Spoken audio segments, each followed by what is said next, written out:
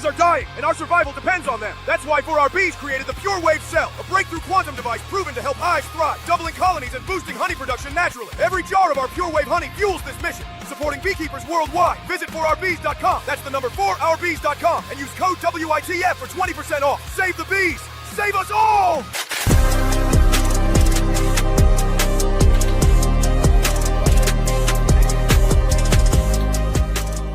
Where in the Folk is not and should not be viewed as a news source. Any names, places, or likenesses mentioned are purely fictional, and any information discussed is purely speculative. Guest opinions are their own and do not reflect those of anyone else. Where in the Folk is not responsible for content accuracy of any stories that are told or what people do with these stories. This show is vulgar, sometimes graphic, and due to its content, it should not be viewed by anyone actually.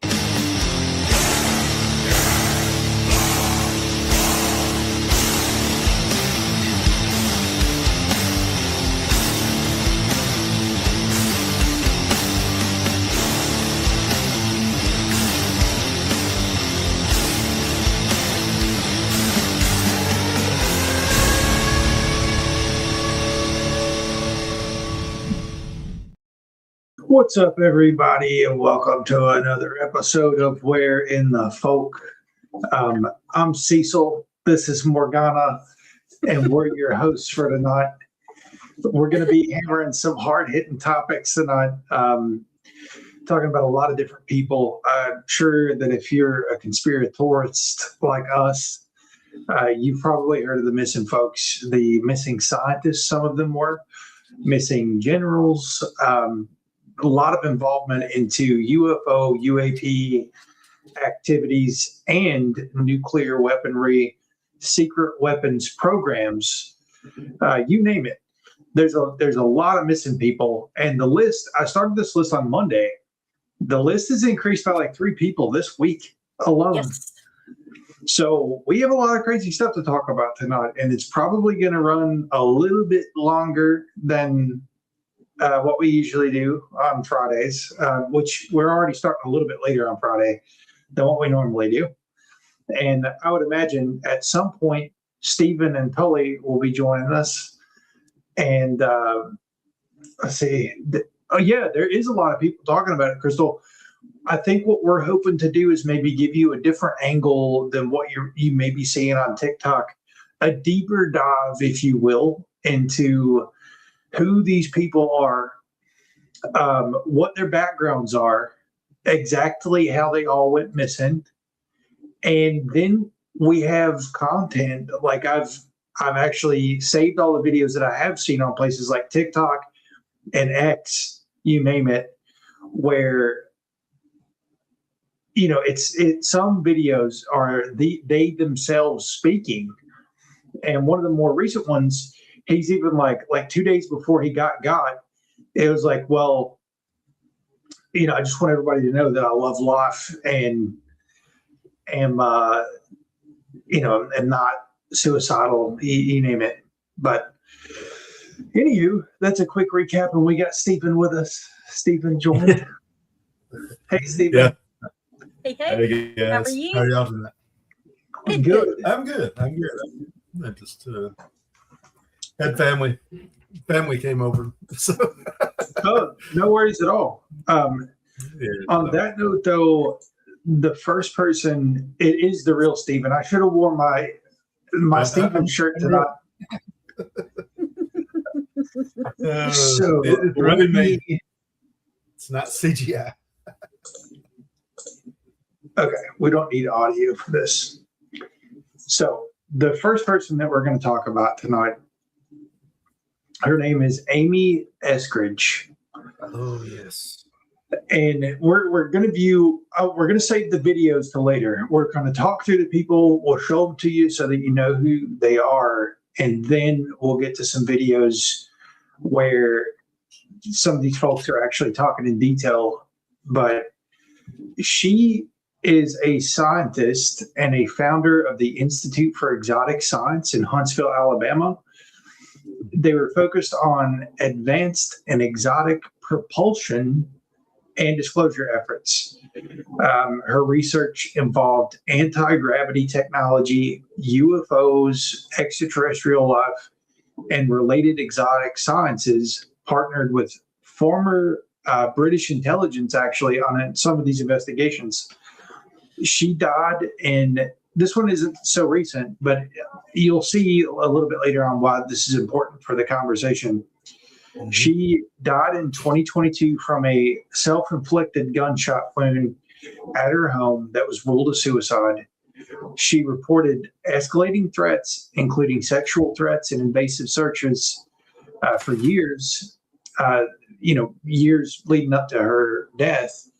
But her partner and others claim that she feared for her life and was possibly attacked via, and this can sound crazy, directed energy weapons causing microwave burns. The family disputes the suicide ruling. Mhm. And one of the videos that you're going to see after a while, at least I hope that I brought this video. If not, I'll bring it tomorrow. But one of these videos, she's typing on her computer, and it'd be like a point of view, as if like I was wearing a camera here, looking at you on the screen, and you've got all the stuff going on the monitors. So it's a point of view here, and she's typing, and she goes, "Look at this." She holds her hand up, and it's almost like you can see burns appear in real time on her hands. And she's like, I think they're hitting me with the waves again, or hitting my house with the waves again. And Could I jump in here too with just one thing? yeah, All of these missing have all either gone missing or died within the last 4 years. 4 years. that's a lot. That's Yeah. a lot of people. It's terrible what's happening. And, it wasn't part of me. Anytime this kind of stuff comes up, part of me is like, okay, why are they telling us this now? Mhm. And I don't know what the answer to that is, like whether it's a good shimmy for the war, but it's working. Mhm.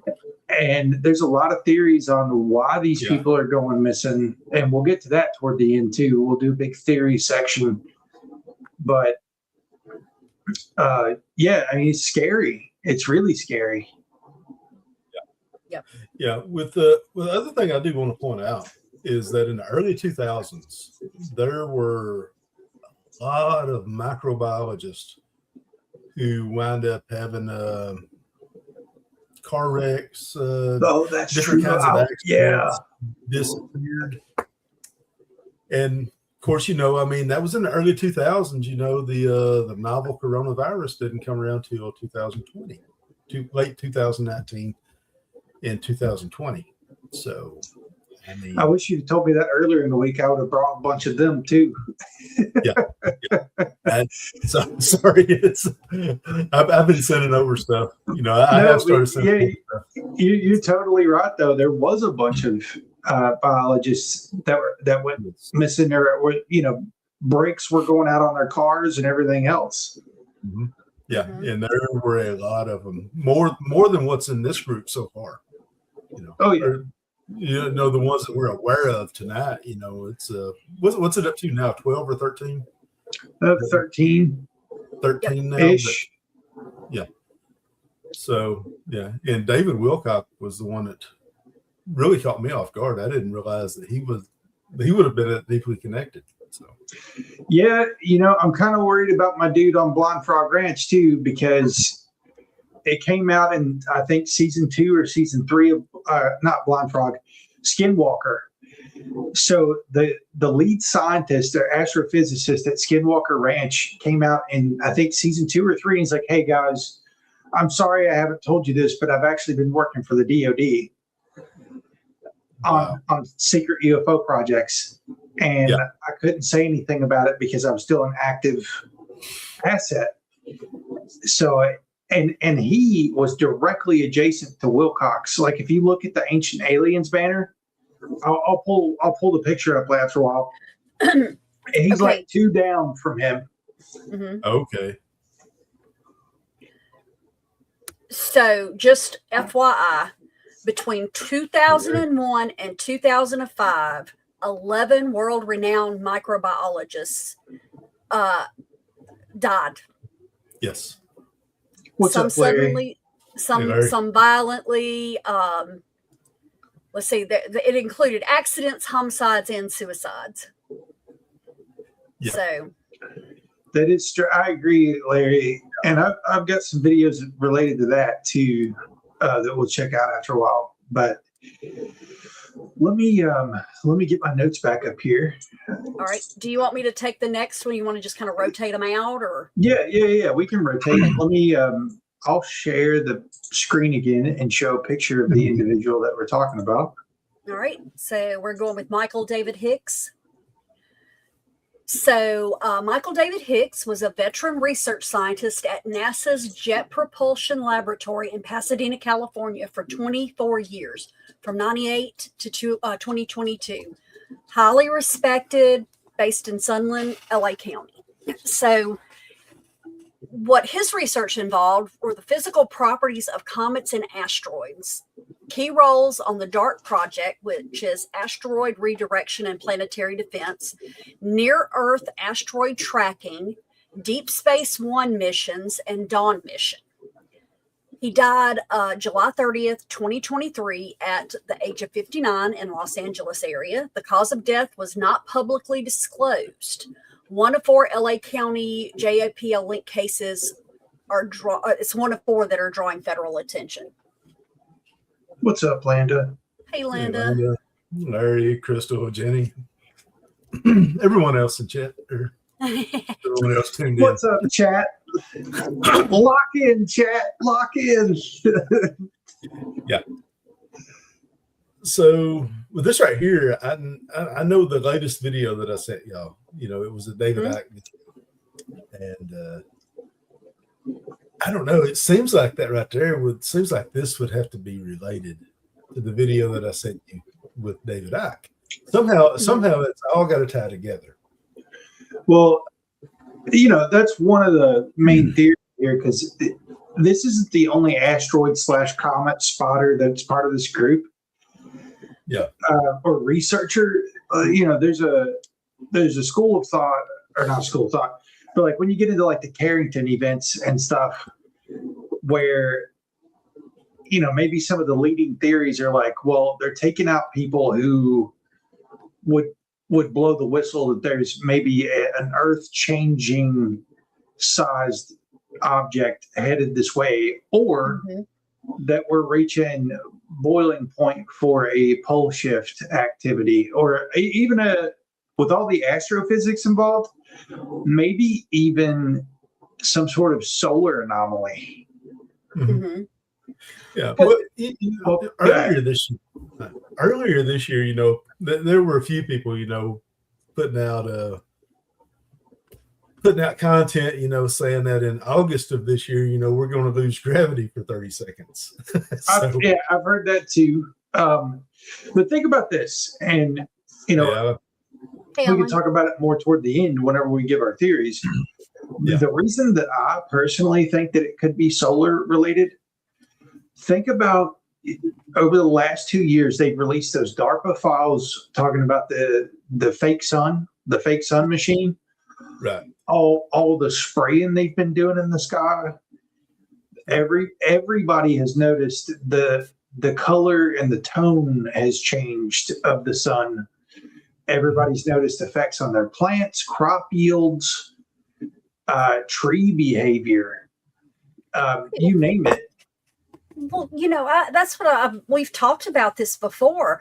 I remember certain crops, even now when you're researching, when do I need to plant this? What do I need to, what kind of lighting requirements? You can't leave tomatoes out in full sun all day, every day. It will kill them. And when I was growing up, my dad had a garden plot that had not a drop of shade on it, and he had huge tomatoes. So the sun is hotter. I don't know if it's something they're doing to the atmosphere, they're doing to the sun. I don't know what the answer is, but I do know it is affecting things. Yeah. Well, it could be all the stuff that they're putting in the sky. It could be this, artificial sun that they're talking about. But I think that, so it's one of two things. Either something's going on with the sun itself, or whatever they're doing in the sky, I believe, is almost creating a magnifying glass for what's already coming through, and it's just shredding everything because it's not the warm yellow sun most days. Especially when you go out and there's 50 lines in the sky, you're going to notice you're going to get burnt, and there ain't even going to be a sun. Like there's, just a haze. Yeah. Yeah. The other thing for me, with you still have people out there saying that all the lines in the sky are still just condensation trails. It's been proven that it's not. Yeah, and NASA has admitted it. I mean, upper atmospheric aerosol injections is what NASA said it was in a 2018 article, I believe, in the Washington Post. I think somebody can go check me on that. But yeah, but with aluminum, barium, and other heavy metals that they're putting into the atmosphere, you realize how useful that would be for a hologram or something like that. Mm-hmm. Well, and the largest purchaser of glitter is the military. You're throwing shards of glass and plastic and reflective material into the atmosphere. What the hell is that doing? Chafe. Mm-hmm. Yeah. But that's all just a conspiracy. It is, yes. Yes. And I think on that note, we are. He's so cute. Yeah. Well, when we get to, let me make sure this is the right. Okay. Yeah, I think this is him. Okay. Yep, it is. There's one of these that I had to snip because I couldn't find a picture of the lady. Gotcha. Great. But yeah, I don't know. Do you want me to take him? Either way, I can go. So this is Frank Maywald. His background is he's a principal researcher and specialized engineer at NASA's Jet Propulsion Laboratory. He was 61 years old at the time of death, and he was based in the Los Angeles area also. His technology and research involved microwave engineering and advanced Earth observation sensors. He worked on surface biology and geology mission, designing visible to shortwave infrared VSWIR instruments for mapping Earth's living color. Prior programs include detecting signs of life on the icy moons of Europa and Enceladus. You could have put Triton on there, Tully. He contributed to the Air Force tech demos, for example, the COWVR. So he died on July the 4th of 2024 in Los Angeles. His cause of death is not publicly disclosed. So he is also part of that JPL cluster that is under scrutiny. Yeah. So he does look like a nice man. Mm-hmm. Yeah. Yep. Appearances anyway. Oh yeah. This guy might have been torturing aliens in an underground base. and he may have. For a brief minute, they'd have thought, "Oh, this guy looks nice. He's going to be good to us." Yeah. And then, boom. So yes, that was in 2024. 24. Yeah. Yep. And I want to say this, and I probably should save it till the end. So, okay, because it's a theory. Okay. All right. Okay, I'll wait until the end. I just want to make sure I can get to a picture of this lady quick whenever she comes up. Okay. If the next picture, if we get to a woman's name. A woman is after this one. So this is Anthony Chavez. Okay. Good. Okay. Get this one. All right. He's a former employee at the Los Alamos National Laboratory in New Mexico. He has ties to nuclear research facilities. His technology and research involved classified nuclear programs, and the exact projects were not publicly detailed beyond the lab affiliation and security clearances. He's been missing since May the 8th of 2025. He disappeared during a walk or just routine activity. They have never found a body, and there is no further trace reported. That's crazy. Mm-hmm. It's one thing to go missing, but there's more than just him too that disappeared without a trace. There's a few of them. Yes, there's a pattern. Definitely a pattern. So give me his highlight reel again. What was like the research part?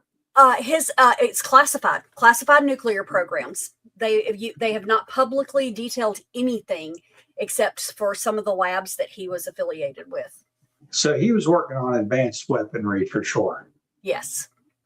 Yep. And there's another lady in here when we get to her.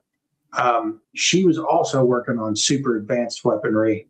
Mm-hmm. Like at least her and maybe a couple more of these people were working on that javelin of God, like the right hand of God weapon that they have. Mm-hmm.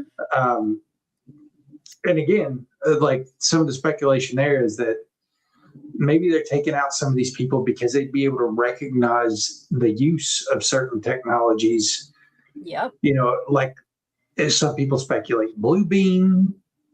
Some people speculate the use of advanced weaponry like the spear of God. But I've even got a couple, I think at least one video of something that just breezed right by in the news whenever they said that they were rescuing that pilot in Iran. Mm-hmm.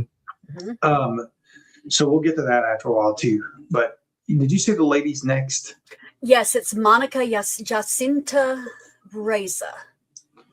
Okay, this is her. Is that her? Okay. So her background is she is an aerospace engineer and director of materials processing at NASA's Jet Propulsion Laboratory in Pasadena, with prior work at Aerojet Rocketdyne. She's a professional overlap with retired General William Neil McCaslin on advanced materials funding. The technology and research involved materials science for aerospace and rockets, invented, patented Mondaloy, a specialized superalloy metal for rocket engines to replace the AR1/RD180. So she's been missing since June 22nd of 2025. She vanished while hiking with a friend near Mount Waterman in Angeles National Forest. They were 30 feet apart. She smiled, waved, then disappeared when the friend looked away. They had extensive search, never found her. You tell me how somebody that's sitting there waving at you and you turn around and they're gone. Abducted. Mm-hmm. From the sky. Mm-hmm. Yeah, but that's the that metal is the metal I was talking about a minute ago. Well, that's the metal that tips those rods. Mm-hmm. Yeah. Yep. And like I said, I mean, the fact that, okay, she was the inventor. She's the one who patented it. So, a lot of people that patent really cool stuff or really good stuff tend to disappear. right. Yeah. I mean, we've had full on, shows about patents and what happened to the people, when you even knew what happened to them, because so many times they just disappear. Right. Oh yeah. It's a All right. So the next lady, I'm going to do ladies back to back. Okay. I was sleeping. I was trying to read Jenny's comment. Uh-huh. Yeah. With the topography. All right. So this is Melissa Casillas. She was an administrative worker with high-level security clearance at Los Alamos National Laboratory, New Mexico, same place the other guy was at. So her technology and research involved access to classified nuclear aerospace information via lab roll. Specific projects are not detailed publicly. She's been missing since June the 26th, 2025. She vanished last summer with no further details on circumstances publicly released. So that's 2 from Los Alamos that have an overlap in work history. And that's 3 at the Jet Propulsion Laboratory that have overlap in tenure. Yep. Who we got next? Stephen Garcia. So he is a 48-year-old government contractor at the Kansas City National Security Campus. the New Mexico facility producing non-nuclear components for U.S. nuclear weapons. He lived in Albuquerque. His technology and research involved security and support for nuclear weapons production, components, and classified national security work. So he has been missing since August 28th, 2025. Last seen leaving home on foot carrying a handgun. Police noted possible danger to himself. He left all his devices behind and no trace was ever found. What are the odds? Mm-hmm. What and are the those odds? three were back to back. That was June, July. What do you think, Stephen? Sounds like they use the same people for all to make all three of these disappear. Yeah. They have the same MO. This has got to be like MIB, like that level where they're just sending a crew out to wrangle these people up. Yeah. Right. It makes you wonder how they do it. This right here, the fact that they simply disappear. The other lady was Garcia. She was walking with a friend, waved at her friend. Her friend looked away for a second, and then she's gone. That reminds me of one of those cases. I think it was on Mount Shasta where a hiker had disappeared, and they called in research immediately on that particular case, and they looked for 3 days or something like that, maybe longer. They had dogs, they had people, they did the grid search all over the area where the person was at. And finally, one of the researchers said they either went in the mountain, or they left the mountain, or they went up. So, because they're not on the mountain anymore. Yeah. They found absolutely zero evidence of it. So at this point, looking back at the missing 411 stuff and some of those cases there, was that right there the red herring to throw everyone off, saying, well, there are cryptids that are making all these people disappear? Oh, I'm sure David Pilates' mouth's watering right now. Oh yeah, I would think so. Yeah. I'm sure that this will be his next documentary. Yeah, he's working on his next book now, I'm sure. So, with just these new cases. But I mean, with this right here was part of the missing 411 stuff. Were those practice runs? Is kind of where I'm wondering now. Oh yeah, just to see if it would be possible. Yeah, I got you. Yeah. Were they testing on real people just to see if they could really make it happen? Yeah. Yeah. I don't know. Well, I've always thought that at least a portion of the abductions in America are exactly that, like perfecting the technology. All the cows, like all the animals that get abducted and stuff. I think those are just test runs. Yeah. That's interesting to me. With whenever you look at the cattle manipulations and things like that, from a lot of the evidence that I've seen, some of the former police officers and people like that come forward talking about the cattle manipulations and things. And it's kind of like, there won't be any blood where they were dropped off. The way that they put where they're put, it seems that they were dropped from the air.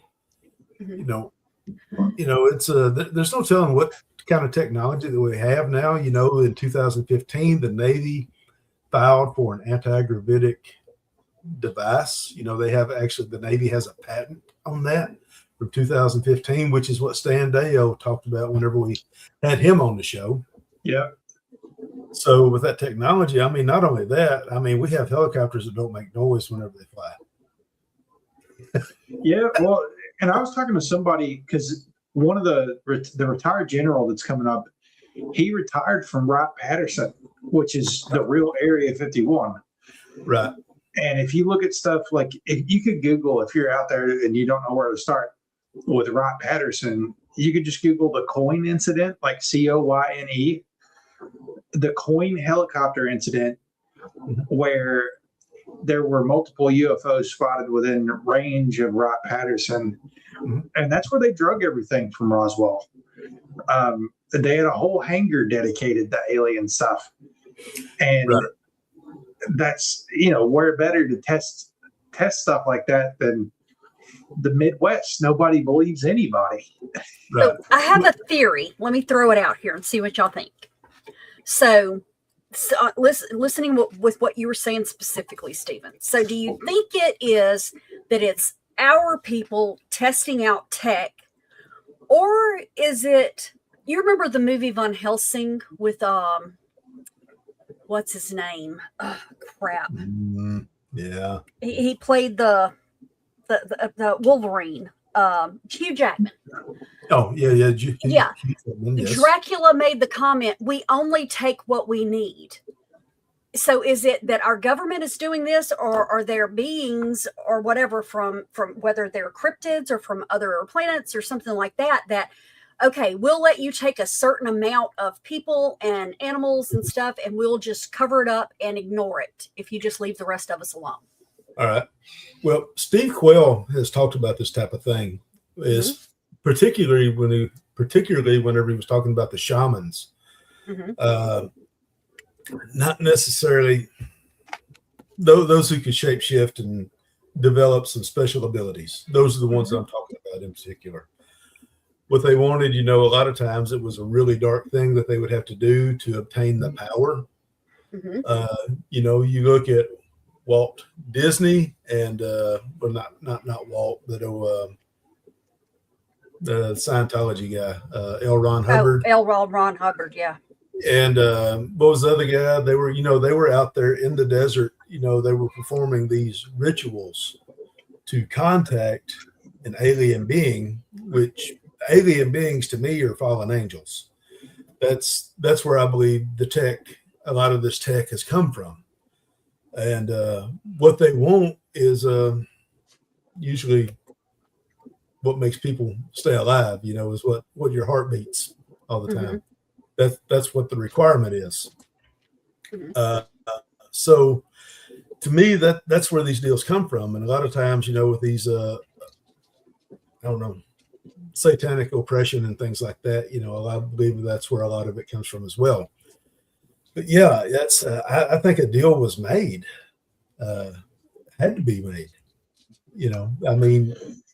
prior to the flood, for those who believe along the lines that I do, the technology that people developed and had at that time, I believe that was the same influence back then that it is now.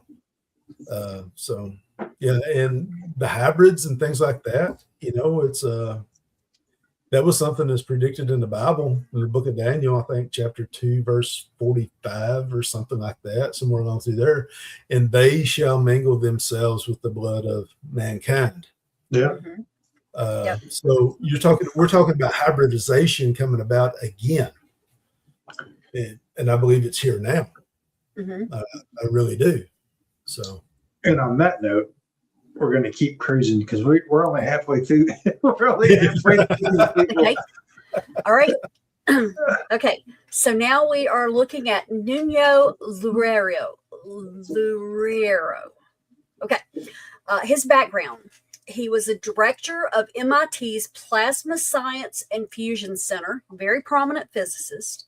His technology and research involved nuclear fusion research and plasma science, which is critical for advanced energy and weapons applications.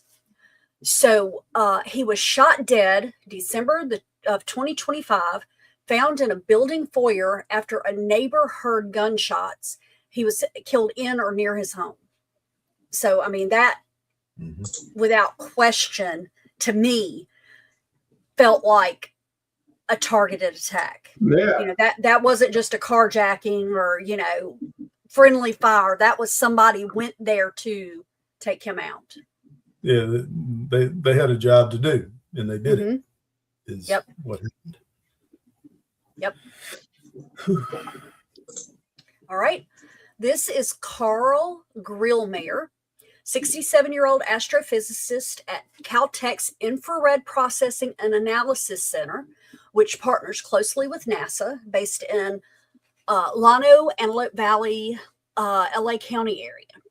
His technology and research involved exoplanet research. He was famous for discovering water on distant exoplanets, dark matter, and galactic structures.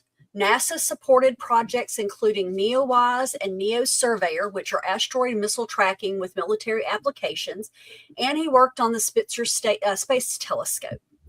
He was shot and killed on his front porch February 16th of 2026. Suspect, 29-year-old Freddie Snyder, had previously trespassed on property armed with a rifle, was arrested and charged. What does that sound like? It sounds dangerously similar. Yeah. They may have gotten a suspect, but Yeah. it sounds dangerously similar. Yeah. Yeah. So this is William Neal McCasland. He's a retired U.S. Air Force Major General, 68 years old, held top positions in space research, acquisition, and advanced materials funding. His name appeared in WikiLeaks Podesta emails. His wife publicly noted ties to the UFO community. His technology and research involved, he oversaw the Air Force funding for advanced materials and reusable space vehicles and weapons, conversations with figures like Tom DeLonge on unidentified anomalous phenomena, UAPs. He's been missing since February the 27th of 2026. He was last seen at or near his Albuquerque, New Mexico home, left wearing boots and carrying a .38 revolver, but abandoned all his devices. His wife reported that he felt a mental fog and planned not to be found. FBI is still searching with no trace. The other dude left that way. That's what I was fixing to say. With a gun and left all his devices. Out in the woods. Mm-hmm. Yeah. Almost like they were expected to be picked up. And Right. most of these have disappeared in LA County or in New Mexico. Right. Yeah. And Jenny, her comment there was talking about the voice of God technology, which we've talked about before. Yes. That could be a play. Like maybe they'd start hearing something, like telling them to go. Yep. Yes. Absolutely. All right. What's up, down bad? Hey, how's it going? All right. So this is Jason Thomas. He was an assistant director of chemical biology at Novartis, which is a pharmaceutical company, and he held active DoD contracts. His technology and research involved chemical biology and cancer treatments with the Department of Defense contracts and defense-adjacent biotech. He was found dead in a Massachusetts lake in March of 2026, allegedly March 17th. Circumstances are still under investigation because that one's really new. Yeah. That's been the first one that has been out of the main area where everybody else was. Like I said, you had the first one, she was in Alabama, and then this guy. Everybody else has been in two general locations. Yeah. Yeah, that's the one before this. That was the one that got me started on this trail over a month ago. It was just and it was just like three that people had put together at that point, like a few. And now this next one is just from this one yesterday just happened 3 days ago. Yeah. So this is David Wilcock. 2 days prior to his death, was acknowledging the missing people and saying that he was grateful for life. I know Tully's going to have a video most likely about that. Yeah. So his is a little bit more background than the rest of them. But like I said, a lot has come out in the last few days. So he was born in 1973. He was 53 at the time of his death. He's a prominent figure in UFO disclosure and ascension movements, a regular talent and producer on Ancient Aliens on the History Channel. That's where I knew him from. That's why I'm worried about my dude from Skinwalker Ranch. I'll have to cue up that picture in a second. Yep. So he's a 2 times New York Times bestselling author, of the source field investigation, among others. He was a co-host of Cosmic Disclosure on Gaia, claimed telepathic contact with extraterrestrials and reincarnation of Edgar Casey. He lived in Colorado, moved there in 2017, and served as Director of Advanced Technology and board member of the Stavati Aerospace, which is a company focused on next-generation military aircraft. Polarizing but influential voice who inspired millions through lectures, films, and books on consciousness, ancient civilizations, and hidden science. His technology involved, he was focused on exotic advanced propulsion, anti-gravity technologies, UFO, UAP, reverse engineering, scalar, zero-point energy, secret space programs, and related disclosure topics. He promoted declassified patents and concepts for anti-gravity spacecraft, free advanced fighters and exotic propulsion, free energy, pyramid-based UFO tech, stealth blimps, and next-generation aerospace systems at Stavati.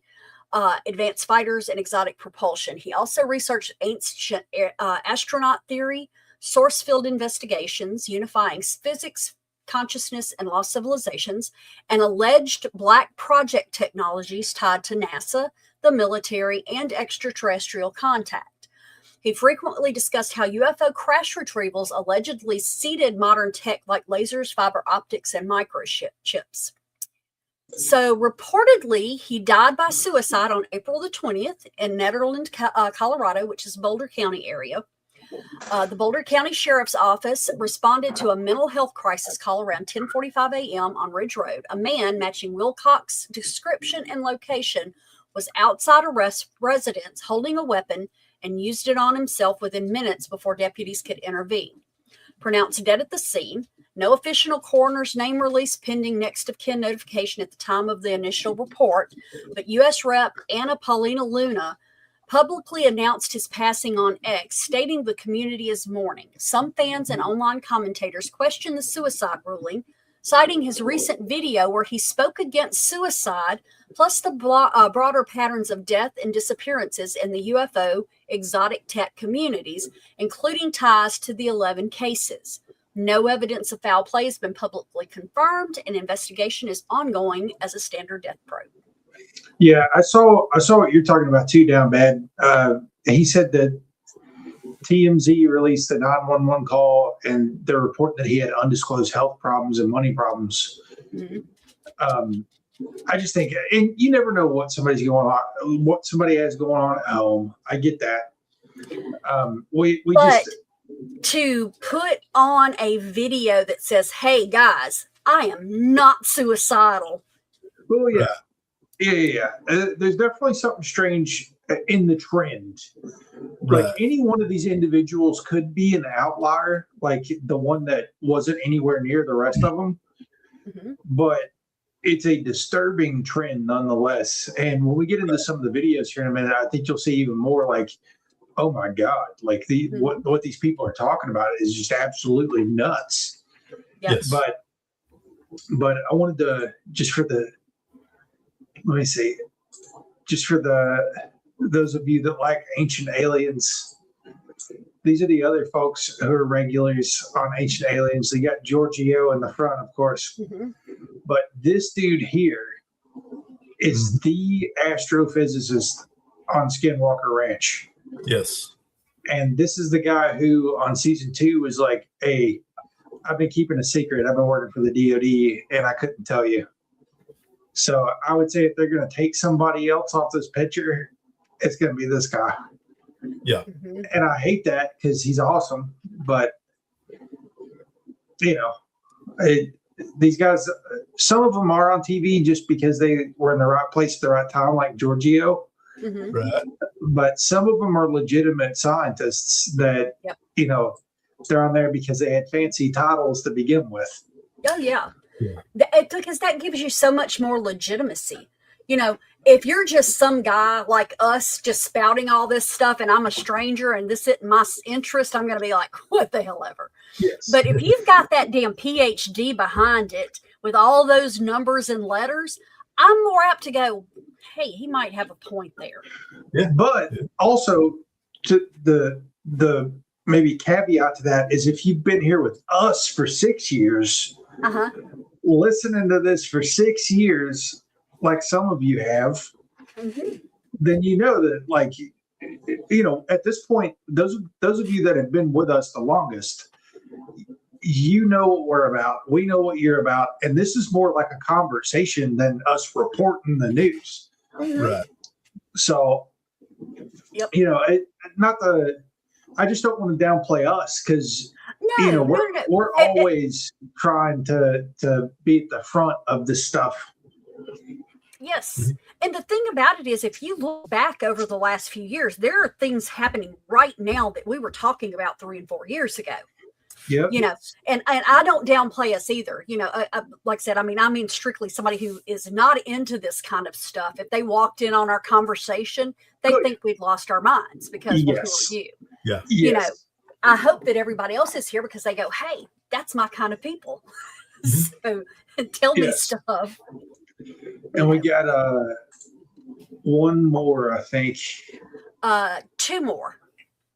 The second one's still alive.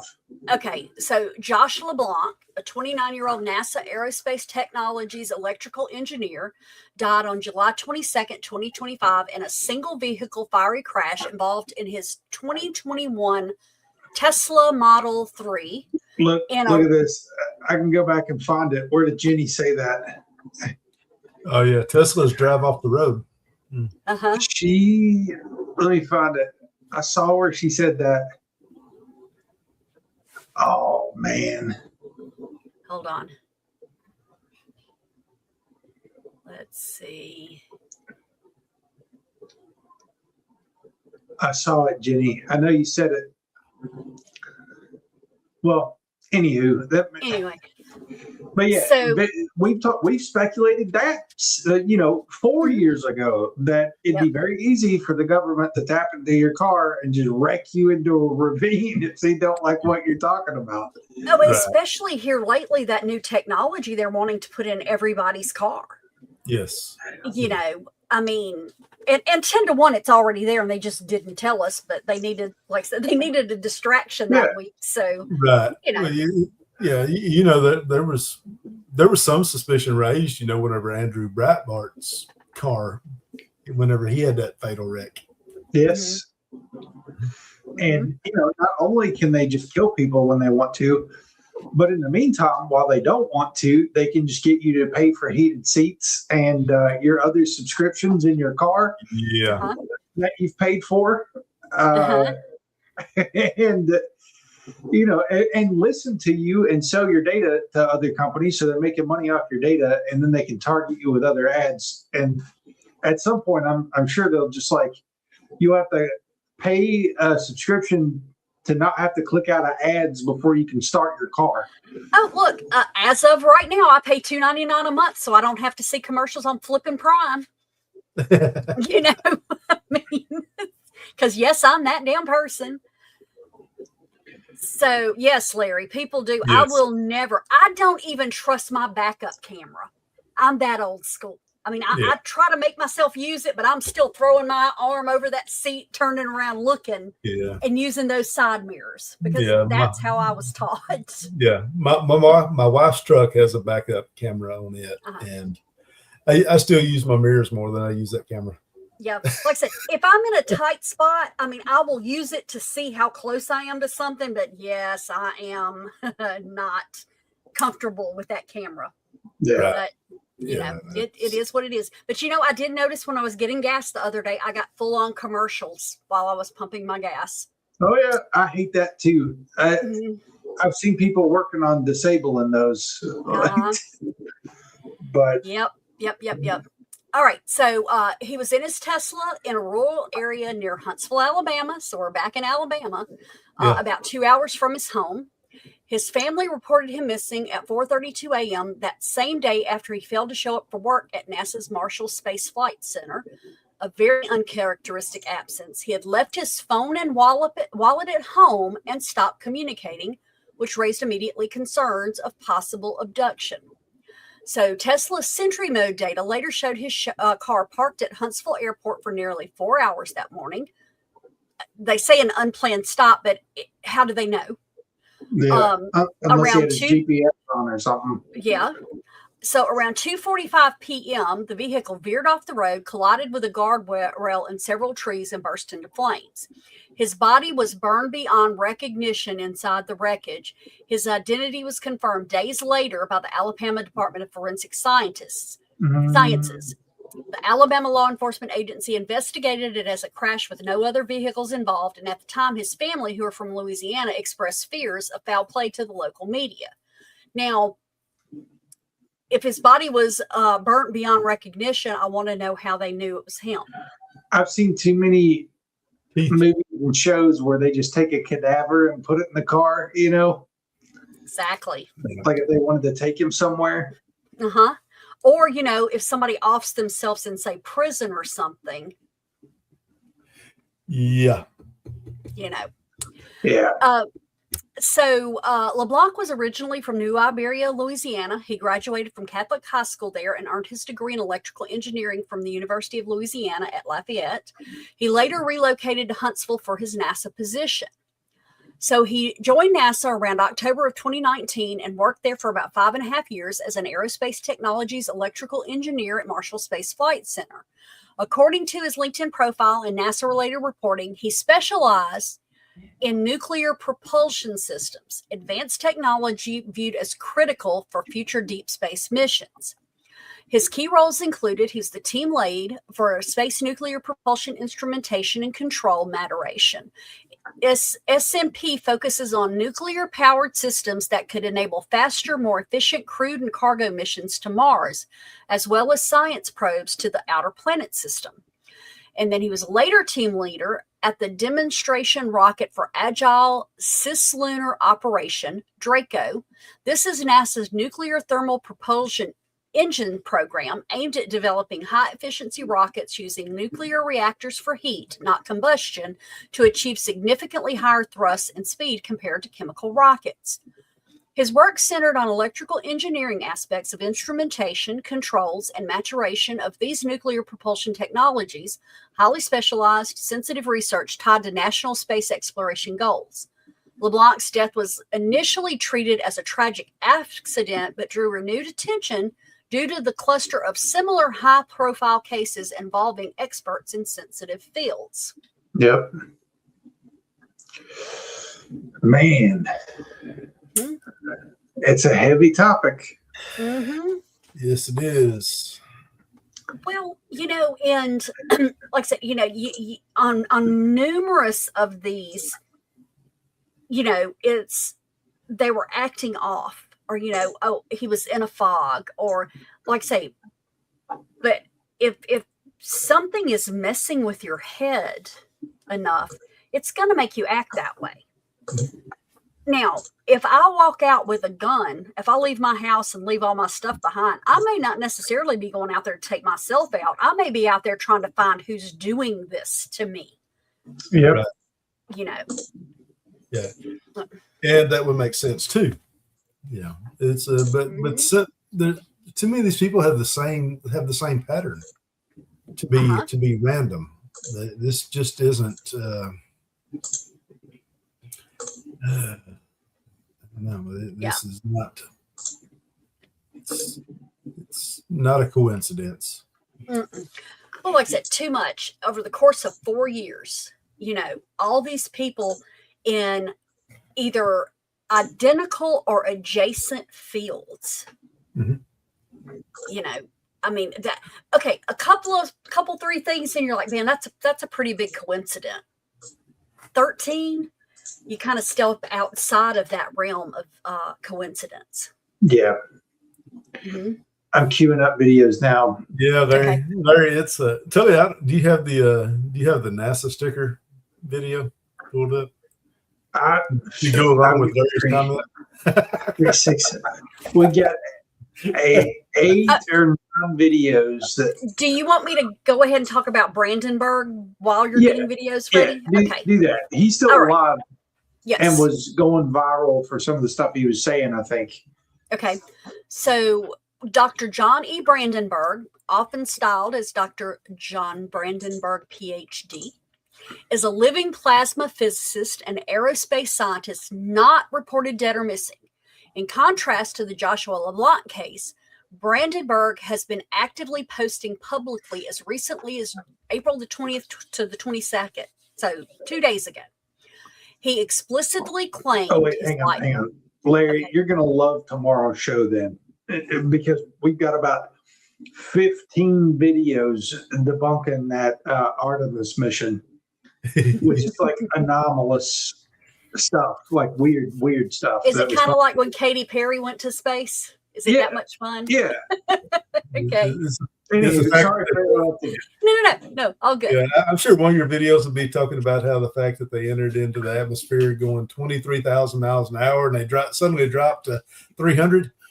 Listen, and tomorrow we'll pull this up, but nobody ever talks about calculating for the Van Allen belt. Nobody ever talks about calculating for the amount of space junk that they claim is around I'll pull up the current tracker for space junk, and you tell me if you think you could plan to get a rocket to anywhere. But anywho, I'll save that rant for tomorrow. Okay. All right. So Brandenburg explicitly claimed his life is in danger due to his research on anti-gravity propulsion and ancient Mars anomalies, framing it within the same broader pattern of suspicious deaths and disappearances among U.S. and international scientists. And we didn't touch on any of the internationals. These are strictly the ones in this country. So, and international scientists, UFO researchers, and nuclear and aerospace experts that resurfaced around the LeBlanc story.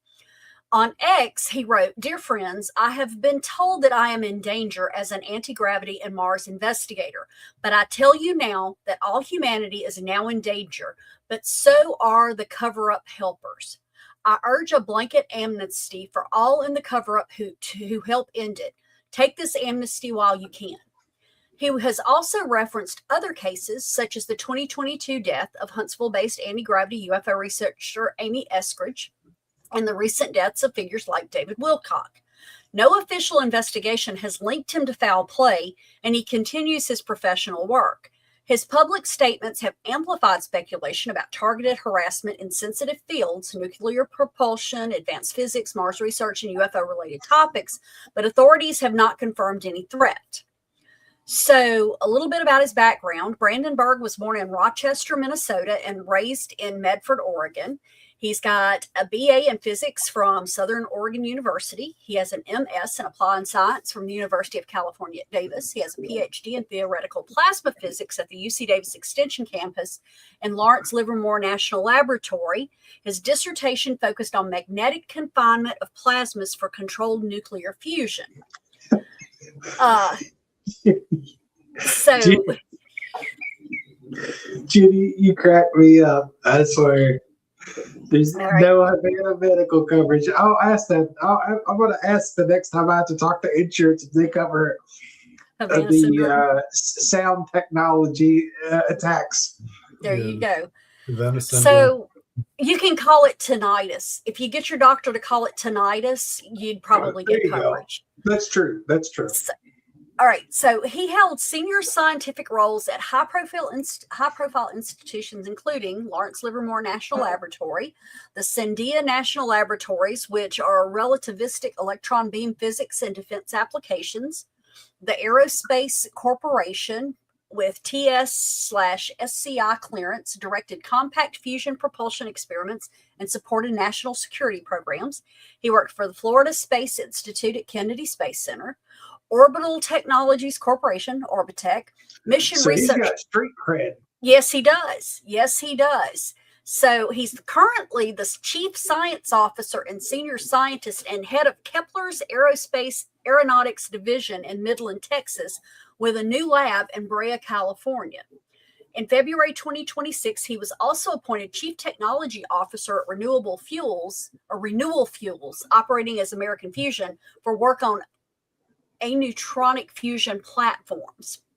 He also has deep historical and ongoing ties to NASA-funded or NASA-adjacent research, though he was never a full-time NASA civil servant like LeBlanc. He was regarded in the 80s and 90s as a leading authority on Mars at NASA and has contributed multiple agency projects. Key areas include advanced space propulsion and nuclear-related technologies. As the principal inventor of the microwave electrothermal plasma thruster using water or other propellants, which has flown on NASA-related or commercial Mars observer missions and satellites. For example, it was validated on Momentous Space's Vigoride. He also developed vortex rocket engine theory, rocket plume regolith interaction studies for Moon-Mars landings, and hybrid fusion fission concepts. In the 90s, he was handpicked as the department project manager for the Clementine Moon mission. And then in 78, as a young researcher, he was the first to publish the hypothesis that Mars once had an ocean, initially ridiculed but now mainstream. He's been brought back for later NASA Mars projects as recently as 2006 to analyze multi-mission data from landers and rovers for reproducibility. His work includes plasma chemical processing for in situ resource utilization on Mars.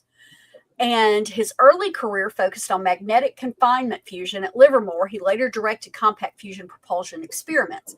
He holds over 10 patents on space propulsion technologies.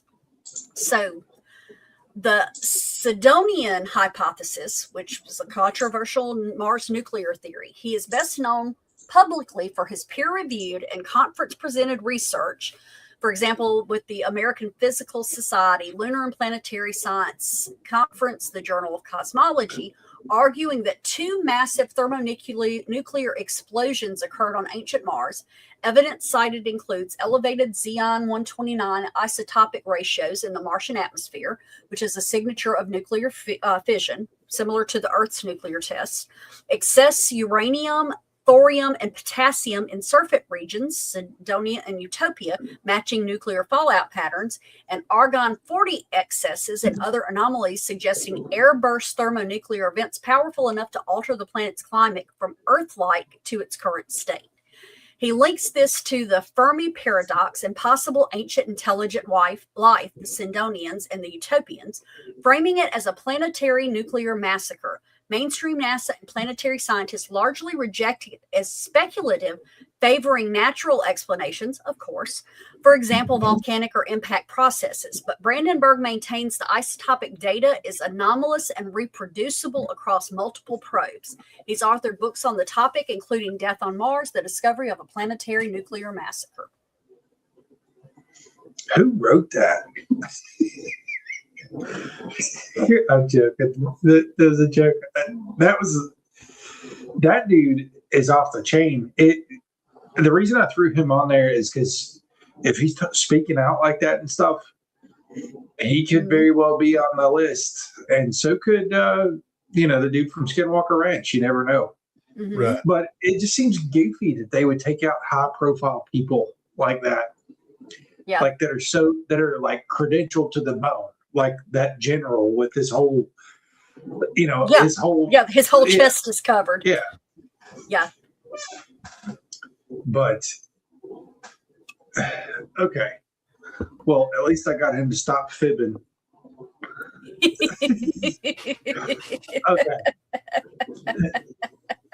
Anywho, let me I'll queue up. We'll get going with some videos here. We got a few. So this is Wilcox's last video. Let me see. I even found you a non-Facebook copy of James Lee's video. Yeah. Well, Jenny, what do you think about Bledsoe's date coming and going? Because it's supposed to be like Easter when Bledsoe's theory was supposed to happen. Here's the hoping, but every big event over the last 5 years has just been came and gone. Yep. Okay, so this is his last video. I'm excited to be here. every day that I have on earth is a gift and a blessing, and I'm very grateful for that because, frankly, people are disappearing. Scientists are going missing. Now they're saying they're going to investigate this. The president himself is saying they're going to look into this and see if anything's going on. It's a little bit scary. I got to say, it's a little bit scary, but you guys knew that I might still show up even though it was last minute and I've had a really rough week. Like, you know, that's kind of like every week, but somehow we keep on making it through all of this. I'm excited to be here. You know, again, you don't know what people are going through, right? Like, he may have been at the end of his rope, but nonetheless, if you take his words for face value, that does not sound like a man that was going to kill himself. No. If you take the words for face value. Now, is there wild cards? Absolutely. Like, down bad, I know you're skeptical, but it is healthy to have skepticism. But, you know, all we're saying is where there's smoke, there's fire. Any one of these people could be an outlier. So just keep that in mind as we proceed. But there's some interesting tie-ins here that we're going to get to. Check this out. So a second scientist has been killed on the front porch of his California home.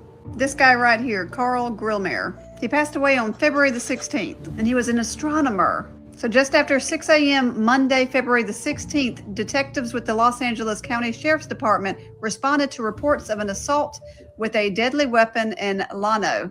On his front porch, they found 67-year-old astrophysicist Carl Grillmeyer suffering from a gunshot wound, and he was pronounced dead at the scene. Now, this is strange, but it gets stranger because just a couple of months ago, we had another scientist killed, Nuno Felipe. He died on December the 16th. So we've talked about both of them, but what she's about to do is connect them. So he dies on the 16th, and then 2 months later, he dies on the 16th of February. Now, Nuno was a plasma specialist and professor at MIT, but they both were two respected scientists versed in planetary catastrophes. And they both were shot 2 months after each other, one on the front porch and then one in his foyer. Now, I don't know about y'all, but I see a pattern. This man was studying asteroids and comets that posed a threat to Earth.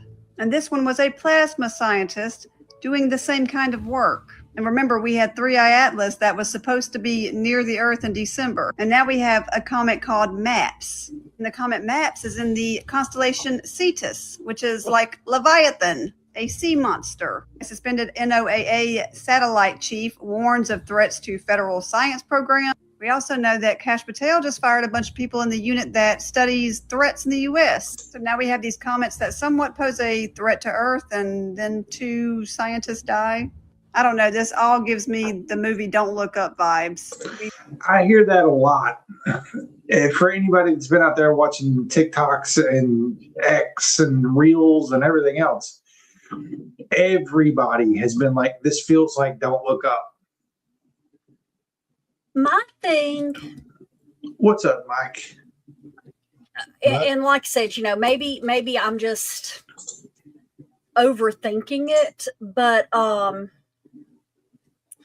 you know, that new ballroom that we were supposed to be working, they haven't done a lot on the upper side, but my understanding is the underside is this like doomsday style bunker. Which one is it, Mike? It's Will Koch. Yeah, David Wilcock. Okay. But yeah, you saw where Dre was saying that she believes that they're throwing a data center under that. Yeah. Like an underground data library of Congress-esque type stuff. Mm-hmm. If you do you follow her on anything? I don't guess so. You should. Yeah, that's what I'm saying. Send me a link for something from her so I can. And yeah. I think I know who you're talking about. I think I know because she's kind of got strawberry blonde hair. Yeah. We'll have a video or two from her tomorrow. But yeah, I can just swing back through your texts. Yeah, she broke that because she got a hold of it may have been the schematic of what they were planning for that ballroom. Yeah. And it was just way too much material. So like similar to Denver Airport. Right. Well, I mean, I just listening to him talk about it one day, he was talking about, oh, well, it's drone proof, bulletproof, bomb proof. This, I'm like, it's a flipping ballroom. Why do you need that kind of, Either that, Larry, a lot of people think that Lazar is a government spook along with his handlers, but it's got to be one or the other, right? A useful idiot or, you're in on it. well, yeah, you have to be stupid or they're going to take you out. I mean, you have to have plausible deniability to knowing stuff. Yeah. Also, the other thing, back in the 80s, I think Bob was had some prostitutes working out of his apartment or something like that. Well, that could have been Operation Midnight Climax, though. Like That's they were doing, true. they were doing MK Ultra with the prostitutes, if you remember, back in the 70s and 80s. But this is the Lazar connection. This is interesting, and you can see the tags for all these people right here. I always forget to call them out, so you can just look at the bottom. And if you do TikTok, or all these people are probably on YouTube Shorts too, you just look them up. But this is WTF News. I trust any news outlet called WTF News. On Carl Grillmeyer, the Caltech astrophysicist that was murdered just hours after President Trump told the government to release the alien files. Turns out that he also went to Caltech for graduate school, the same place that Bob Lazar said that he went to graduate school. And what do you know? They're the same age. They're both 67. So they would have gone to school together. It's also important to note that NASA's Jet Propulsion Laboratory is at Caltech. And don't forget, in 1989, Bob Lazar claimed that he worked at Area 51, where he was using an unknown element, element 115, to fuel jet propulsion. They called him crazy because there was no such thing as element 115, of course, until 15 years later when it was discovered in 2004. I just have to wonder if these two were friends. And what could Carl have possibly known? And why was he murdered? I'd love to ask him, but as Bill Gates would say, well, he's dead. So, in general, you always have to be careful. So there's that. As always, I want to hear what you think about all of this down below. Update. That's actually amazing. Yeah. I think that's what he said in reference to his Epstein connections, actually. Yeah. I think that's a direct quote from him in relation to his Epstein connections. And you know what, Larry? That is so flipping true. Yeah, that is true. That is true. Yeah. Yeah. Kanye, he kind of... Yeah, we know. I know. That became really adventurous trying to keep up with Kanye for a while. Okay, let's see. Some of these are going to be theoreticals. Focused on the missing general, investigators just uncovered something that makes that story significantly darker. Major General William Neal McCaslin commanded the Air Force Research Laboratory, the lab that funded development of Mondaloy, a classified nickel superalloy now built into the American rocket engines, replacing Russian hardware on national security launches. The woman who co-invented that alloy and held the patent, Monica Jacinto Riza, was a 30-year technical fellow at Aerojet Rocketdyne who later moved to NASA's Jet Propulsion Laboratory. On June 22nd of last year, she went hiking in the Angeles National Forest, waved at a companion 30 feet ahead of her, and vanished. Thermal imaging found nothing. Search dogs lost her scent. No body was ever recovered. And 8 months later, McCaslin disappears the same way. And there's a third name, Dallas Hardwick. Riza's co-inventor and the scientist who ran the government side of the Mondaloy program at Wright-Patterson, died in 2014. The engineer who built it, the scientist who certified it, the general who funded it, every person who held the complete picture of how this alloy went from a lab bench into American rockets is gone. And even more, before McCaslin vanished, Congressman Burleson and UAP whistleblower David Grush were both actively trying to reach him, specifically because of what they believed he knew. Burleson said this week on the Weaponized podcast that McCaslin has a lot of information. Now nobody can find it. Make sure to subscribe to Mostly True Alien Stories. Mm-hmm. But yeah, it's like we said, okay, before I say that, this is about the same dude. McCasland left an open book on X, and no one is reading his tweets. Think about who this man is. He didn't just work for the Air Force, he ran the Air Force Research Lab. He was the gatekeeper for Pentagon's most sensitive special access programs. Then on February 27th, he walks out his New Mexico home and just vanishes. 10 days before he disappeared, the military pulled a massive PR stunt called Operation Windlord. They used C-17s to transport micronuclear reactors across the country. The news calls it clean energy revolution, but McCasland, he posted one word, idiocracy. He was trying to tell us that while they're disclosing micronukes to the plebs, us, they are hiding the discovery that makes nuclear power look like a campfire. McCasland wrote that electricity can be for free. He explained that a lightning bolt isn't just weather. It's a nonlinear discharge of an adiabatic field that is always flowing around us. He's talking about tapping into the Earth's own magnetosphere. He's telling us that this energy crisis is manufactured lie to keep us all paying for the fuel while the government harvests the sky for free. He goes deeper. He talks about... Well, Down Bad said this earlier, that some of this could be related to free energy. Right. That, like, the suppression of free energy. If you got too many people out there in the world with knowledge of such things, or like an ability, if you will, to not even to patent, but to create even a test. Like if somebody were working in their basement and being very careful not to publish anything, so that at the very last minute they could just whip it out to the public. There's no hiding anything from anybody anymore. But the 2DOF lattice, a forbidden state of physics where mass loses its grip on reality. He says if you sink an ion and an electron wave at a masoscopic interface, you don't take off with engines, you float away. No inertia, no G-forces. It's the technology he was overseeing before he was unplugged. This explains why we see a craft making 90-degree turns that should liquefy a human pilot. And here is the something dark part. McCasland is just one of the 9 top-level American scientists who have disappeared or died. And this was back on April 2nd. Yeah. So 4 since then. Yeah. And then this is Amy. This isn't, I thought I got that out of the video. I didn't, and maybe I'll have it for tomorrow.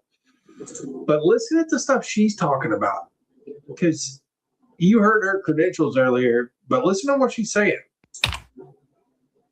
It's been independently discovered 4 other times. He said it has been suppressed every single fucking time. And he said, I don't think they're going to suppress it this time. He said, I think you're in the clear.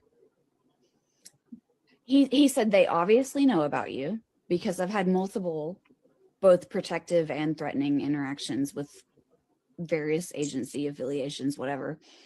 He was like, if you haven't had a U.S. government agent come to you and say, stop, shut the fuck up, stop, shut the fuck up. If that hasn't happened, they're going to let you do it. They're waiting. There are SSP motherfuckers that are fucking twiddling their thumbs.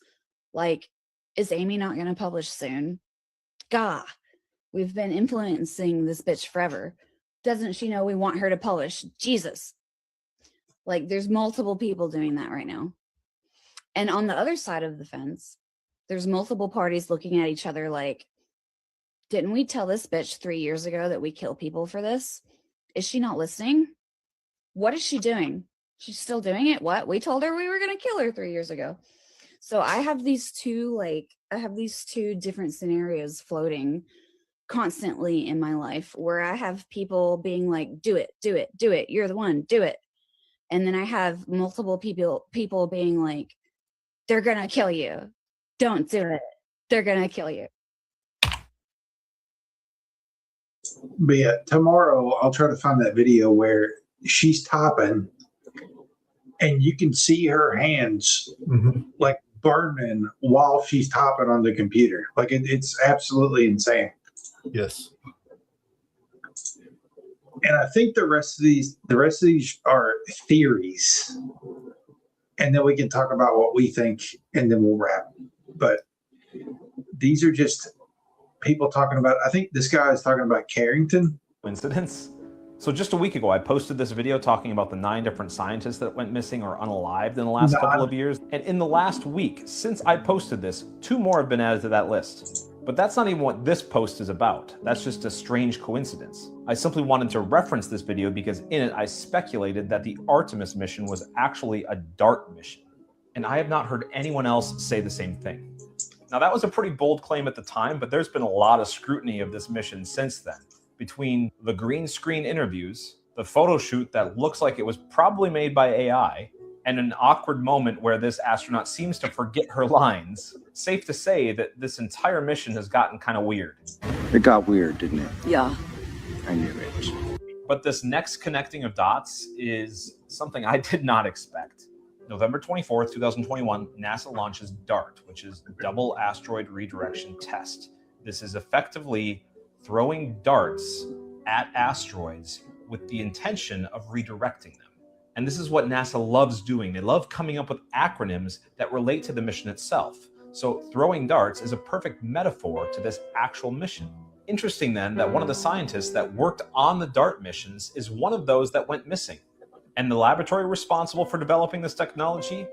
Johns Hopkins Applied Physics Laboratory, which works in collaboration with NASA's Jet Propulsion Laboratory. Here's what's crazy. All these people are working on a number of things that could have gotten them killed. Which is completely tied to all these other scientists. It's not such a leap then that I'm coming to the conclusion that maybe all this stuff is linked. But wait, there's more. During the eclipses of October of 2023 and April of 2024, NASA launched the APEP missions.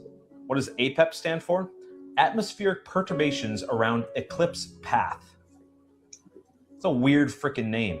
Almost like they came up with the acronym first and then just tried to wedge words in that would work with it. Because as we know, NASA loves their acronyms that have a double meaning.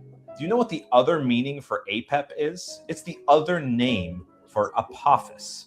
And what's the asteroid that could possibly impact Earth in the near future? Apophis. In 2029, it comes really close, and then if it hits a keyhole, then potentially it could hit Earth in 2036. Now, scientists are saying that it's not going to, but I think they're lying. And they're lying for reasons that I explain in other videos. You can go look those up. If Apophis did impact the world and it had global consequences, then the name suits the asteroid, because Apophis is the god of destruction. In the Bible, they call it wormwood. And this is where it gets crazy. So this is what it says in Revelation. The third angel blew his trumpet, and a great star fell from heaven, blazing like a torch. A third of the waters became wormwood, and many people died from the water because it had been made bitter. Okay, so what? So there's a biblical prophecy that talks about a potential asteroid, and then there are these missions that seem like they're trying to divert asteroids. How am I connecting all this? Do you know what the scientific name for wormwood is? I'm at a loss for words. You cannot make this shit up. Artemisia, absinthium, Artemis. Think about it. Imagine that there's an imminent impact with Earth. Would NASA spend any of their time and resources on doing anything else beyond trying to stop that from happening? Of course not. But if all their missions told the public what was happening, you would have utter chaos. So they have to cover it up. And this Artemis 2 mission is so fake because it had nothing to do with bringing people around the moon. It was a DART mission. That's my theory. Not a bad theory. What do you all think? Well, to be fair, I knew what the scientific name for wormwood was. Really? I didn't. I did. So, you know, not that that says a whole lot. I am a font of little bits of useless information. Well, you see who it is Mhm. on the screen. Yep. I had to bring her because she is seeing anomalies again. And I don't know what to think, because this is also around the beginning of the month. Same when Artemis is kicking off all the stuff. Mhm. And some of these theories don't all originate from the sky. Some of it's talking about, pole ships, or like what Morgana said at the beginning of the show, I believe. about the what was it you that brought up the theory that, or no, Stephen, that brought up the theory that gravity may stop at some point later this year. Yeah. Which would be catastrophic. Oh, yeah. But 30 seconds of no gravity. Yeah. Absolutely insane. Has its eye on a You wouldn't be giant working for the magnetic man, anomaly Larry. Yeah. right over our island. They've been monitoring it for a while, just like me. By the way, this video is for entertainment purposes only. We're just having fun, exploring why there's a giant magnetic anomaly right here. NASA says it's natural, caused by swirling molten iron in Earth's core and a massive structure under Africa called the Large Low Shear Velocity Province. I mean, that's probably it, but let's move on. NASA also found magnetic portals. Yes, portals, their words, not mine. They call them flux transfer events, and they're like temporary doorways between the Earth and the sun's magnetic fields. Here's how that works. Earth has this giant invisible bubble made of magnetic field lines and a protective shield, and the sun has one. And sometimes these magnetic field lines high five, and a little bridge opens up where charged particles from the sun can go directly to Earth. Apparently, these portals open about every 8 minutes, so they're kind of busy. When a big surge of these solar particles gets through, there are consequences, like satellites flying over the area can malfunction because of the intense radiation. Earth's magnetic shield is weaker, and the Van Allen radiation belt dips closer to Earth. It is so dicey that the Hubble telescope has to shut itself off to avoid frying. And sometimes these solar storms can even impact our power grids. On the bright side, the sneaky charged particles can create auroras when they hit Earth's upper atmosphere. But back to our island. You all remember the blob? Showed up on Ventusky's wave height model, but there were no high waves, and the blob kept appearing, always around extreme weather events in places like Cape Town. I'm sure it was just a coincidence, and the blob was just a glitch, but... Okay, so she sees this at the beginning of the month, and then just a week ago, less than a week ago, the big earthquake happens in Japan, or around Japan. If the blob was a glitch, hanging out near Bouvet Island, by the way, what if this magnetic anomaly was causing the glitch? Mega speculating here. What if there's an energy leak beneath Bouvet Island causing this disturbance? Something resisting the magnetic field, like how heat would melt a thin spot in ice. What if there's something beneath Bouvet, or the ice, melting the magnetic field? Again, my own insane theory, pure entertainment. And how entertaining would it be if there was a mega structure buried deep beneath Bouvet Island, like there literally was in Aliens versus Predator?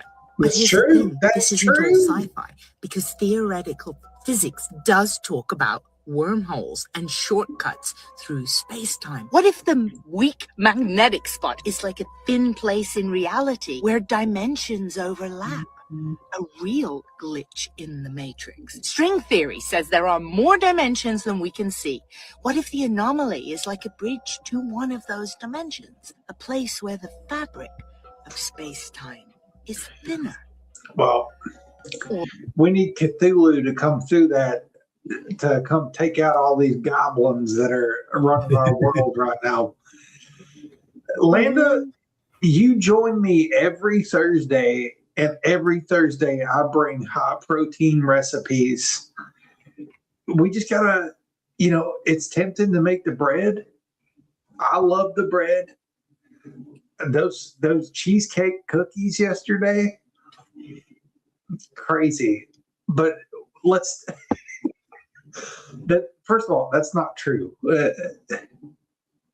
But anywho, we got the last one, and this is what everybody might have missed about the quote-unquote rescue mission in Iran. Yeah. I don't know if you guys are tracking on this classified CIA technology called the Ghost Murmur that was used in order to find the F-15 Echo Strike Eagle Wizzo in Iran the other day, but this thing is nuts. Apparently it employs long-range quantum magnetometry to detect the weak... Just listen at that. Long-range quantum magnetometry. I mean, magnetometers ain't new, but long-range quantum magnetometry, that's the second time in less than a year that we've pulled out, quote-unquote, top secret tech. Like we snatched the dude in, where was it? Venezuela? Venezuela, yes. They said that they used some sort of, basically the Havana technology to melt people's brains, and now this.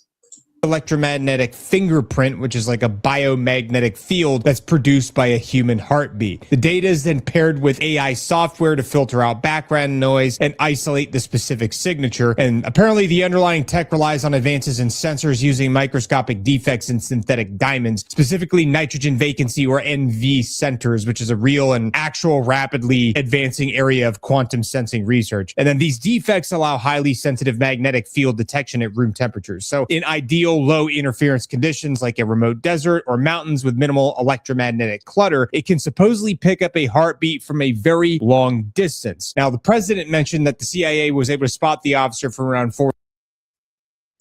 Okay. Let me counter argue this. Even if the pilot was in a desert, if you have quantum technology that can detect a heartbeat, even if it's 100 miles, what about all the mammals? Now, whenever I first heard this, I'm like, okay, either this is a complete lie put out by the government to make us seem macho, or there's something being left out of this where, you know, they've sequenced this pilot in some way to get a unique signature for something like this. Like if you're flying DEFCON level missions, maybe they could sequence your heartbeat in the way that a fingerprint would be fingerprinted, to where, you know, out of the millions of heartbeats in the desert, perhaps it would be like thumbing through fingerprints. I have a theory that's totally different. Okay. I call bullshit. And I will counter it with the reason I do not think that, I'm like you, there are too many anomalies that technology could not take into account. But do I think that they could put a tag on these pilots, like the kind you put on your keys? Yes, absolutely. You know, something more of a higher reasonable. But I mean, maybe a better technology than what those are. Do I believe the government might have that type technology? Yes, absolutely. But being able to pick up a signature heartbeat from 40 miles away, I think is bullshit. Why do you think they would say this? Deflect? Why do I think he would say this? Because it sounds cool. Flipping moron. But yes, because it sounds good. You know, I mean, and he may have heard, oh, yeah, we have this technology where we're able to find him, and just, oh, yeah, we've got this technology that can pick up a heartbeat for 40 miles. Yeah, I mean, there's no telling what's ever going to come out of his mouth. But do I think that there is technology that would allow them to find somebody? Probably. But like I said, I think it's more going to be something that they have on them, like with their dog tags or something like that, that they could use as a GPS or some sort. Or even, you know, how they implant satellite trackers into dogs. Like maybe if you're a DEFCON level pilot, you get chipped. You know what I mean? And yes, Larry, perfect. That kind of technology scares the crap out of people, because it's like, oh my God, if they can do that, what else can they do?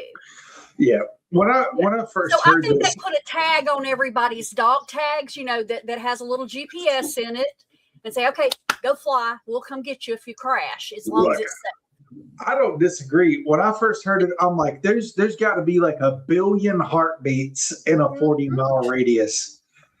Like And either that's you got just a the fingerprint heartbeats. signature or it's wrong. Yes. And I mean, and that's not even accounting for the heartbeats we don't know about. You know, I mean, because there are so many regions in these countries that, you know, crevices and cave systems and stuff like that. I mean, that's the reason it's so hard to beat people at war in some of these countries, is because they have so many hiding places. And a magnetometer has a large spread. So it goes underground, above ground, birds, you name it. Yep. And then you have to account too for the natural magnetism in rock formations and stuff like that. How much would that interfere with something that is counting on a magnetic signal? I don't disagree. I threw that in there because I was like, yeah, no, it's interesting as hell because it was all over the news. And you know, it's like I always tell you, I've got a buddy that he does nothing but subscribe to what they're saying, and it's like, oh, we've got the craziest weapons on, and we do. We absolutely do have the craziest weapons on the planet. Yep. All I'm saying is sometimes some of it sounds like fluff. And you know, when somebody starts talking about hearing heartbeats 40 miles away, I'm like, okay, well, what about all the other million heartbeats between them and the person? Mm-hmm. Like, how do they tune those out? Right. You know, and here's the thing too about heartbeats. Depending on what is going on with you, your heartbeat is never going to be the same. Like when you just crashed a jet. Just crashed. Yeah, my heartbeat's going to be doing hummingbird. It might be a little bit different than the control if you just crashed a jet in the middle of the desert. Yes, absolutely. But that's my take on that. So, everybody has a tag. Well, and you clap and it says, oh, there he is. You know, I've got a bunch. I've got so many more videos, like for a free-for-all session tomorrow night. Probably 10 videos minimum on just space. So, you know, tomorrow might be a space-oriented, and that goes right along with what we've been talking about tonight. So maybe mostly space-oriented tomorrow. But yeah, you know, I know that everybody's been beating this topic to death on the scientists and stuff, but everybody that I've seen is just talking about the conspiracy side of it, not really talking about the people that much. So I wanted to make sure that we talked and showed all of their faces because, you know, these were real people, and it's a lot of tragedies. And even though this is sort of a lighthearted show and we laugh a lot, it's never cool when somebody dies. No. You know, and I said I was going to save for the end, you know, because of talking about theories. Okay. One thing that occurs to me, and like I said, you know, some of these, you know, like I said, there were a couple that are just blatant murders. Some were accidents. Some were missing. But anytime to me that they don't release a cause of death for somebody that is high profile, that is suspect. Yep. You know, so like I said, you've got people missing, you've got people outright murdered, and then you've got multiple cases of they're not releasing what happened. You know, so, okay, he died in his sleep. Why would you not release that? You know, he was in an accident. Why would you not release that? To me, anytime they start doing that, it's something going on. Yeah. So. Yeah, I agree. Yeah, no doubt about it. It's but that right there, that's maybe everybody started picking up on the fact that, you know, whenever somebody would end up getting mugged and, you know, their wallet was still left on them with all their cards and money and whatever in their wallet, and they were pew-pewed twice in the back of the head, you know. Mm-hmm. Or there was one not too long ago. I mean, it's probably been a year or so. It was a Chat GPT person. Right, that suicide, but it was from behind. Yes, as a Chat GPT guy. Yeah, yeah. But it's still officially ruled a suicide. Yep. Yeah. And his parents, that's the dude, his parents came back and was like, we want an independent autopsy because that's just not real. Yeah, exactly. And like I said, I mean, in this case, you've got the one girl that offed herself in Alabama. You've got two men that disappeared without a trace, but had guns in their hands. So you're either planning something Left or everything and just walked into the woods with a single gun. Yes. Yeah. So, yeah. And like I said, who's to say? I mean, it's hard, suicide is hard for me because my brain doesn't work that way. And I understand that there are circumstances and like you say, you don't know what people are thinking and where they're at or whatever. But if that were the goal of the two who walked away with guns in their hands, they would have found a body. Yeah. Oh, yeah, they would have. Because you're not going to go hide and off yourself. You're going to just get away from your people, your house, or whatever, and you're going to off yourself. And they're going to find you. Somebody's going to hear a gun, or somebody's going to walk across your body, and supposedly they were looked for. I haven't thrown the schizophrenic theory out there yet. Mm-hmm. So we talk about, sometimes it comes up that aliens are really us in the future, and that we've gene edited ourselves into a state to where we can't, we live a long time, but we, are super weak in the way of muscles, which is why grays look the way they do. And, we're susceptible to this and that. Like, people even think that the Mothman was a time traveler in a mech suit. I've heard that theory. Yep, I've heard that.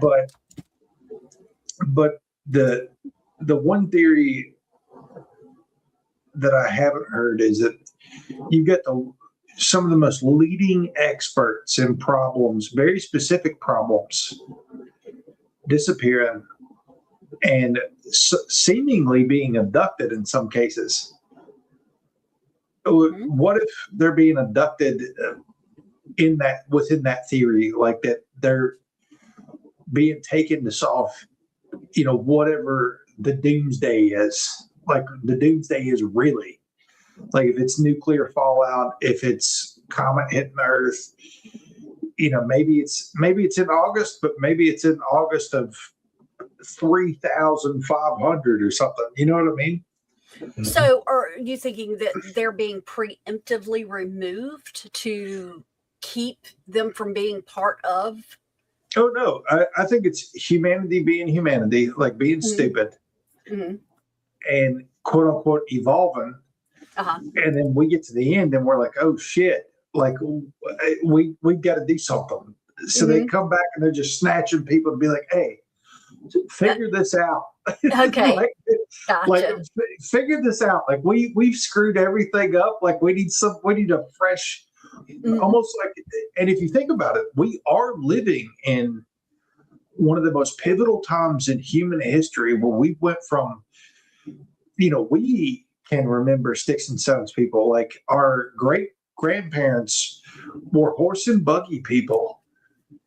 And now, we've got everything. Like, we've got artificial intelligence, allegedly. We've got everything. Like, you can't even name it all. Like, our phones would have been like a witchcraft concept to our great grandparents. But our great grandparents were horse and buggy people, but they built, these massive structures when there were no tools, and during the Great Depression when there were no people. Oh, yeah. in 2 years. I do believe that there was a generation of horse and buggy people. Oh yeah. I'm not saying that there wasn't anything before them. Like, there may have been way more advanced technology before them, but all of this would have been just like, even us talking right now would have just been like unimaginable. And maybe that's like, somebody will pull our footage in 200 years and be like, I can't believe they were talking about this like they didn't know that we could just Right. walk through dimensions or whatever, like just ignorant. You know what I mean? I'd love to be a happy pot farmer, Landa. I think And on that note, we're going to be back. Well, whoever wants to join me, I'm going to be back tomorrow with a bunch of videos. And we're having Yap Fest 2026 tomorrow night at 8 p.m. Eastern, 7 p.m. Central. And I've got a ton of stuff with just all the topics, all of it. I shall be here. So if you want to jump in on the Yap Fest tomorrow, we would appreciate it. And we always love seeing you all in the comments. All of our regulars, Jenny, Larry, Landa, Crystal, Ronnie, Down Bad has been here a lot lately. Alan, who am I missing? Everybody. Well, and for the 895 people watching, thank you so much. Yes, absolutely. We do appreciate that.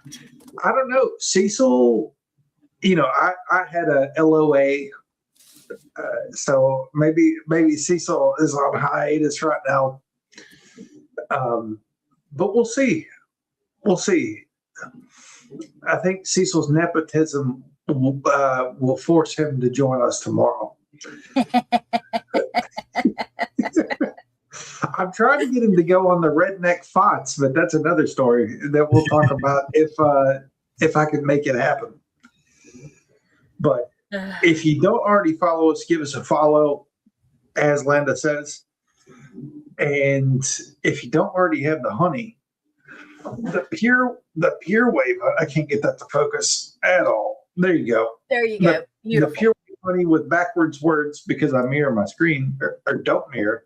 Go get you some honey. It's allergy season. The honey's wonderful in tea. The honey's wonderful on its own. But yes, it is. You've never tasted honey like that. And, it's not that we make a ton of money on that. We don't. But it's a good cause because the bees are really dying. And they just got through. Did you get the email? I'm sorry for interrupting. No, you're this good. Week that they got back the independent research that proves that the pure wave cells are helping. They actually have the science backing it. We'll bring that tomorrow. Make a note to bring that tomorrow. We'll read it maybe at the beginning of the show. All right. Because there was, Dr. Magna Hava, maybe I think is her name. Sounds right. But they did get published in a very prominent scientific journal in the last week on the effects of the pure wave on the bees, and it's great. But we get thrown like sponsor stuff that we could pitch to you all the time, read commercials, we could do all that. We're not going to do it unless we really feel like that it is something worth doing. And with the honey and the bees and the intro, outro, it ain't about the money. It's about saving the planet. So it's something that we all agreed, hands in a circle, that we could get behind. Hey, when the bees are gone, we're all screwed. Yes. So, thank you. Isn't my shirt awesome? Yeah. But anywho, what would Cecil say? Thank you for watching us. Yep. Yeah. Go get you some shirts. You can hit the linktree.com/whereinthefolk if you want some merch. We need some spring shirt designs, I feel. All right. All of our stuff's winter, so we're gonna need some spring shirt designs, and I'm gonna have to give Cecil a kick on that. Yeah, WWCS. Maybe that should be a shirt. And every decision is just the worst possible decision, Larry. Yeah. I actually have it's WWCS, and below that, a worst possible decision. Landa, I actually have a B shirt that I saved for when we did a site, and Tully, I forgot about it. I need to go find it. Okay, we're getting the creative juices flowing. We'll make some shirts. I'll give everybody a swift kick, and we'll get some designs going, including myself, because I haven't been designing nothing. I design all day, every day, and many nights. So yes, same but it's here. not for us. Just not for us. But we'll get it going. We'll make it happen. Cool. All right. All right. Bees Well, and honeys. lead us out. All right, everybody, we appreciate you being here. If you've got time tomorrow night, join us for a gab session and video watch party at 8 Eastern, 7 Central. I'll be here. Tully will be here. Stephen, are you going to be here? Maybe. Stephen may be here. Cecil may be here. Have a different wedding to go to tomorrow night. Okay, that's fair. That's tomorrow fair. evening. Tully and I will be. You get a pass. You get a pass. Yeah. Yep. And thank you for watching us, because we are watching you. Peace, bro. Are you really wanting that fanny pack? There's a reason that I bumped it up to 100. Listen, I saw that they were marketing a fanny pack, and I'm like, if anybody wants a wearing the folk fanny pack, they're gonna have to pay $100. Like that's gonna be our our Yeezys. Yeah. But, So I mean, you know, on the Central Intelligence, you know, with The Rock and you know, he had the fanny packs. So. if you get abducted, guess what's coming with you? Your fanny pack. Your wallet's staying, your keys are staying, everything else. It's you, your gun, and your fanny tag. pack. And your tag, if you have one. Yeah, and your tag. Yeah, you can put your tag in the fanny pack. Good Lord. Thanks, everybody. We'll see you tomorrow.